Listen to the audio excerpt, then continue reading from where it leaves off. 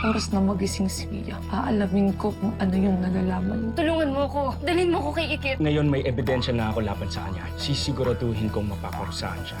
Pinagkatiwalaan kita! Please, bigyan mo ako ng isa pang chance. Nagsisisihan ko, tinirong kitang kaibigan. You send me an audio recording. It's the same evidence she'll use in court, and she'll present it to the police tomorrow. Gagatungan natin silang lahat para magalit silang lahat kay Marikit hanggat mawala ang lahat ng importante sa kanya. Kapag pinalabas natin na si Marikit ang murder suspect, edi pareho tayo mawawala ng problema. Colonel, magagamit na po ba natin itong ebidensya laban kay Soraya at Angela? Unfortunately, hindi siya visible sa audio recording. Stand. Pero pwede natin gamitin ito bilang corroborative evidence kung willing siya Tony Abad na magbigay ng oral testimony. Don't worry, Colonel. Pia already said that she'd cooperate with the investigation.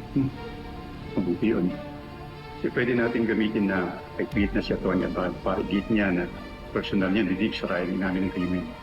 At nagtulong siya ng dalawa para magkaring ebidensya labang kay Miss Karin. Sana nga ako sapat na po yun para makita ng mga judge na may probable cause para kasuhan na po si Angela at si Soraya. Huwag kayong mag-alala. Bukod sa testimony ni Pia, may nag-gather akong evidence na pwede magdiin kina Soraya at Angela.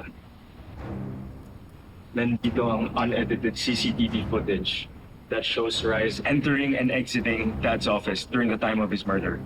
Colonel, is the CCTV footage admissible in court? Dito sa Pilipinas, generally yes, sabihin po ng CCTV footage kung relevant sa kaso.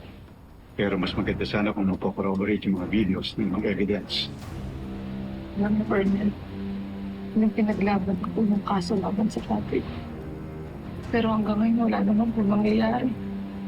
Namatay na lang si Peter Rica nang hindi niya pinagbabayaran yung ginawa niya sa tatay ko.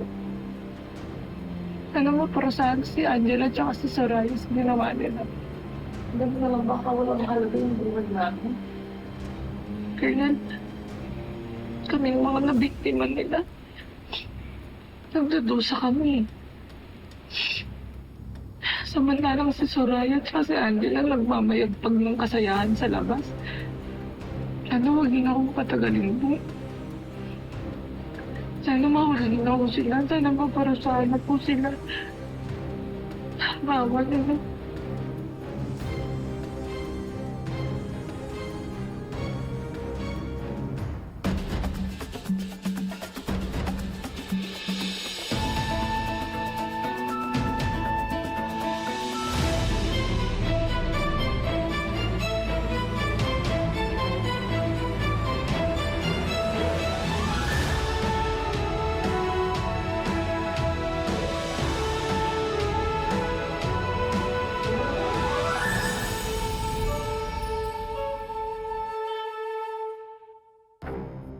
I have spent the last 20 years proving that I am not only a successful businesswoman, but a committed philanthropist.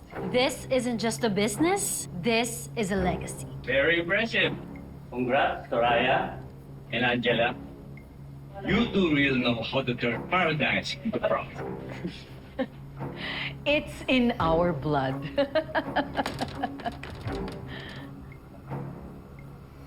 Tama. Nasa dugo nyo nga. Nasa dugo nyo ang pagiging kriminal. What the hell are you doing here? May nakapaskil dun sa labas. Bawal ang pets dito. Bawal ka dito. Talaga? May nakapaskil din dun sa labas na bawal demonyo dito? Ba't nandito kayong dalawa? Nagpapatawa ka ba? Hindi! Mukha ba ako nagjo-joke? Real talk yung sinasabi ko. Ito pa isang real talk. Makukulong kayo. Shut up, Ikit! O bakit? Kapag hindi ako manahimik, anong gagawin mo? Ipapapatay mo ako? Gaya ng pakikipagsabuatan mo sa nanay mo sa pagpatay sa tatay ko? At ikaw, ipapapatay mo rin ako gaya ng ginawa mo mismo kay Sir William? You have no proof. Wala akong ebidensya, ha? Meron na! Dahil bumaliktad na si Pia. Oh, nagulat ka, no? Nagsalita siya sa pulisya kung ano mga pinagagawa mo. Na ikaw talaga ang pumatay kay Sir William. But wait, there's more. Alam ko na rin kung ano yung mga pinagagawa mong kabalbalan doon sa CCTV footage para makaiwas sa krimen. Ano? Bitin ka? Teka, ano nangyayari dito? This is illegal! Wala kayong karapatan. Oh my God! You have no evidence! Papanin ako yung warrant na yan. Gentlemen, this is a mistake. You shut up! This is not true. Hindi ko yan! Hindi to. Dali ka! Tama mo ako! Tama na! Let go of me! Ano ba? Palakpakan, ganda ng show.